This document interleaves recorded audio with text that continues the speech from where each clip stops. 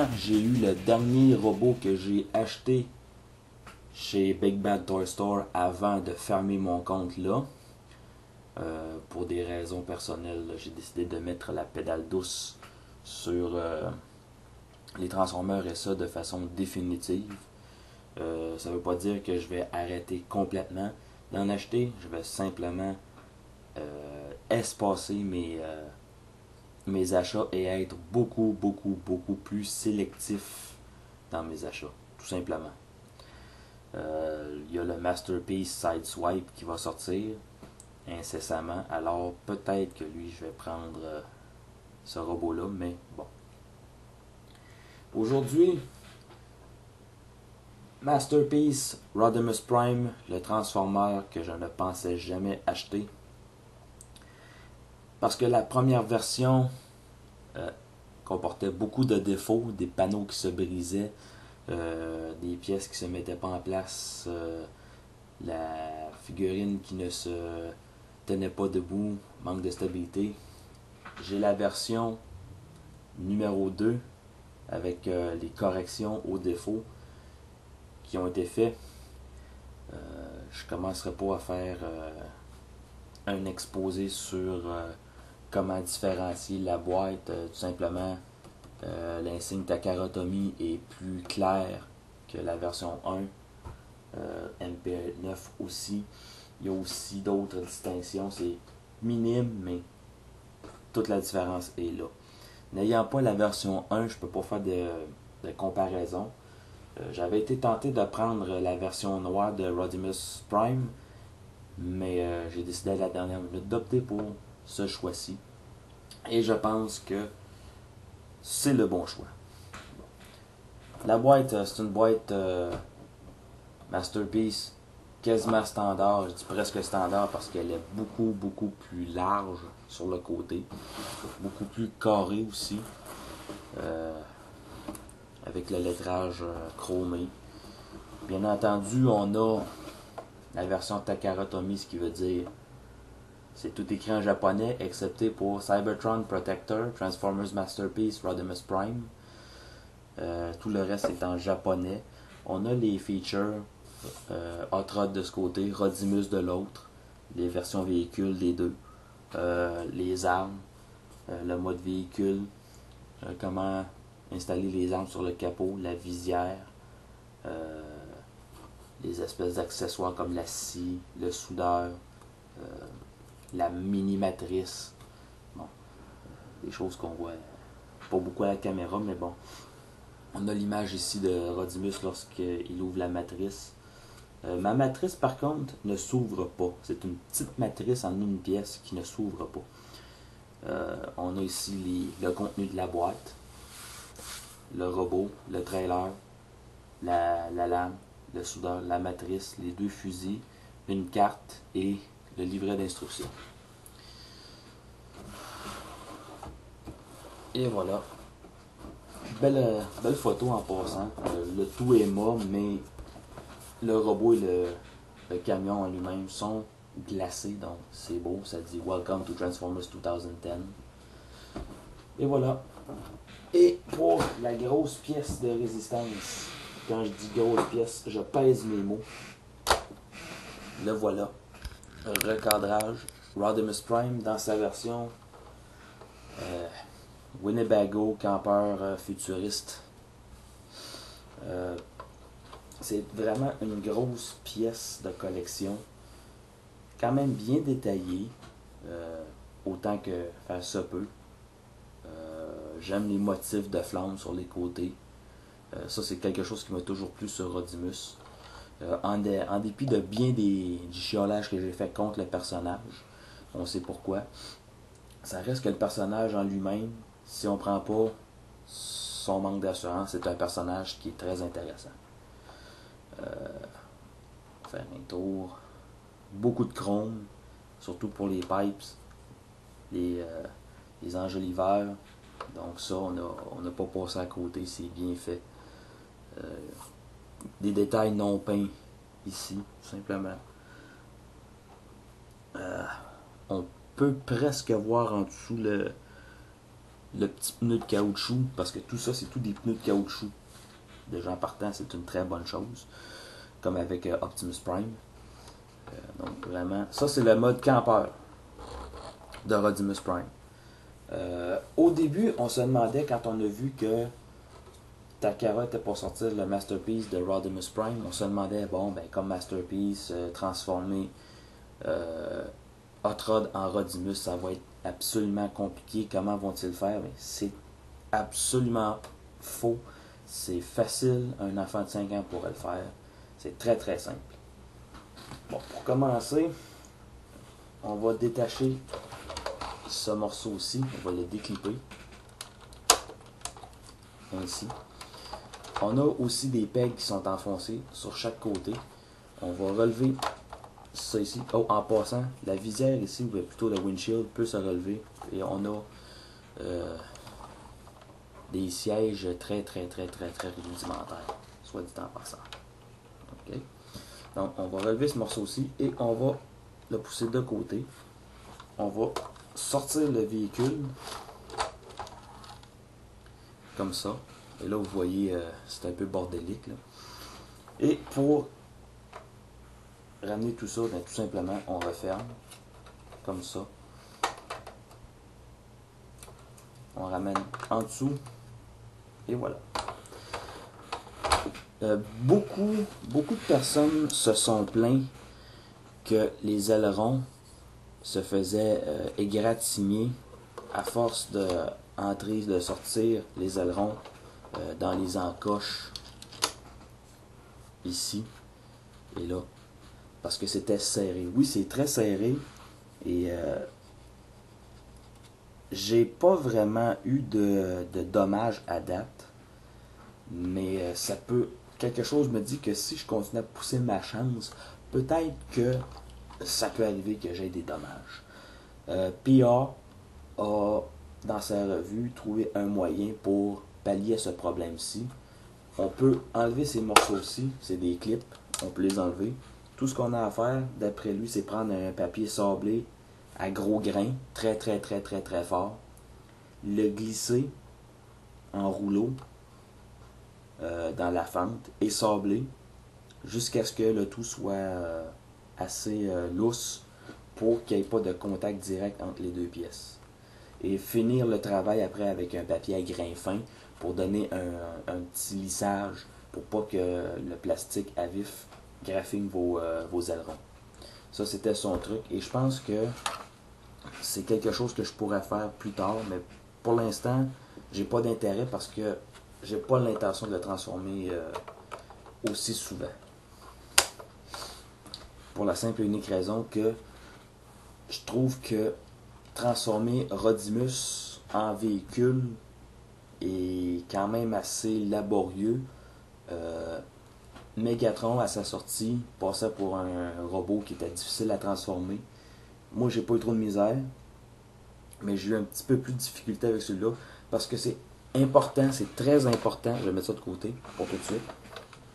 Parce que c'est très important que pour que tout soit bien clippé en place, qu'il n'y ait pas de jour entre les pièces, faut vraiment que tout soit en place comme il faut à 100%. Surtout au niveau des jambes.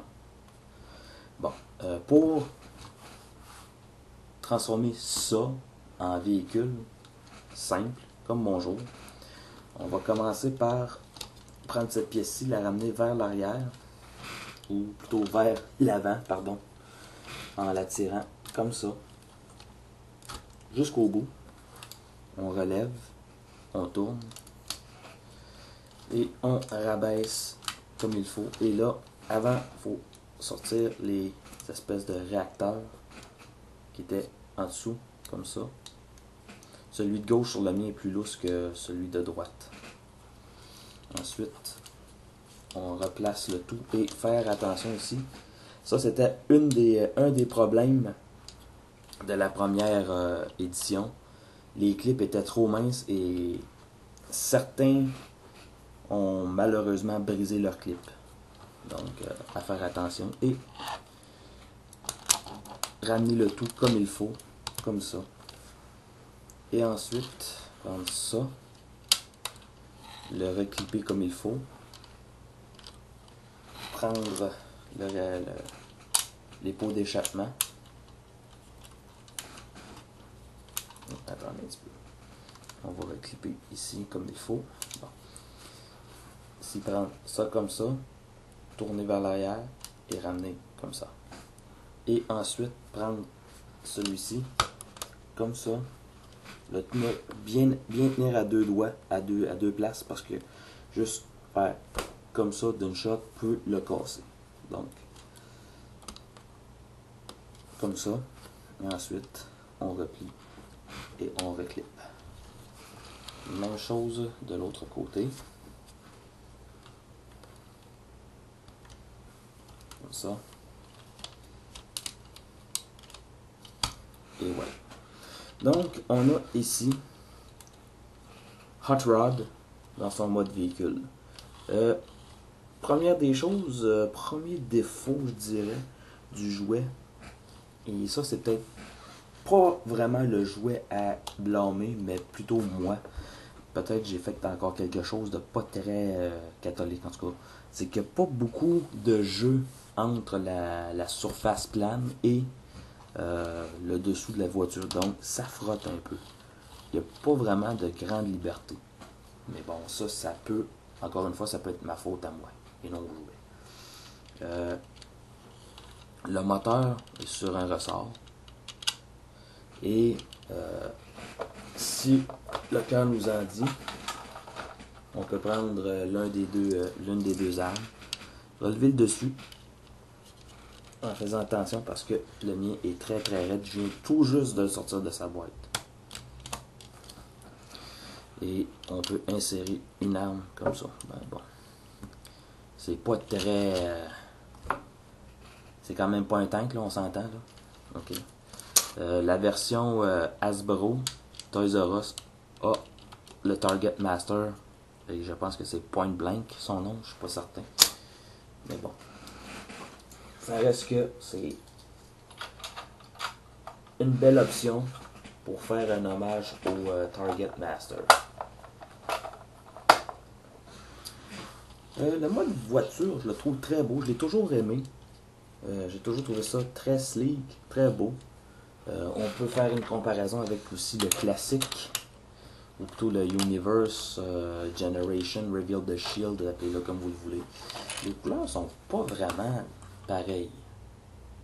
Ici, on a une espèce de rouge rosé. Ici, on a vraiment un rouge pétant. Mais farce à part, c'est vraiment, mais vraiment un beau véhicule. J'aime ce véhicule-ci. Seul problème, comme j'ai dit, c'est le manque d'espace entre la surface et le dessous de la voiture. Mais encore une fois, ça peut être moi qui est à blâmer. Ouais, justement. Comme vous voyez, j'ai juste pesé un petit peu sur l'avant et bon, ça a amélioré un peu le profil de la voiture et la clairance en dessous de la voiture. Bon, je vais prendre une gorgée de Sunny Delight.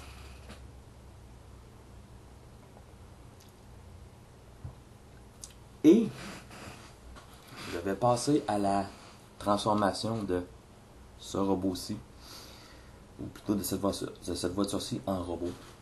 Mais avant, on remarque aussi l'intérieur. On remarque l'intérieur, quand même assez bien détaillé. On voit les pieds. Vous voyez les pieds. Mais on a quand même fait un petit intérieur, donc c'est intéressant. Bon, pour transformer. Et encore une fois, pour ceux qui ne sont pas habitués à mes revues, je ne suis pas nécessairement les étapes dans leur ordre.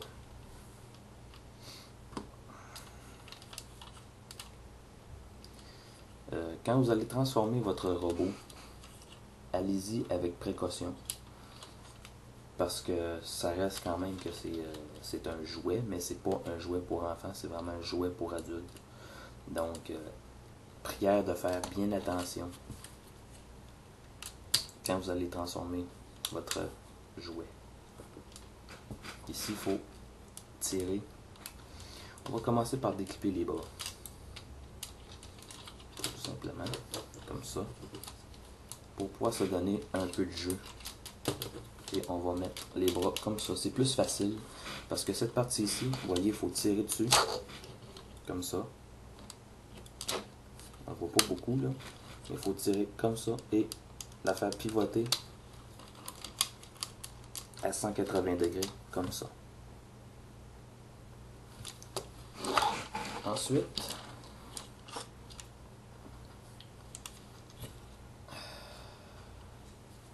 on va déclipper l'arrière, comme ça. Et là, je vous le dis, là, c'est la deuxième fois que je le transforme. Je l'ai transformé une fois en voiture, pour ça, pour la revue. Et là, c'est la seconde fois que je le vois en robot. Donc, soyez indulgents, je vous prie. Là, ici, on a, à l'intérieur ici, il faut un petit peu d'angle quand même. Mais, on a une pièce qui va servir de clip. Et ce clip-ci va venir s'insérer dans ces trous-là. Ça, c'est pour garder le torse en place. Et voilà, c'est fait. Comme ça.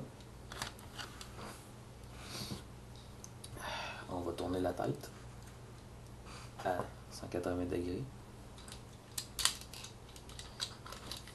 Et ça, c'est une complainte mineure pour moi, ça. Le clip qui sert à tenir le devant du torse est plutôt mollasson, donc il se déclipe souvent. C'est sur mon exemplaire à moi. Ça ne veut pas dire que ça va être sur votre exemplaire à vous.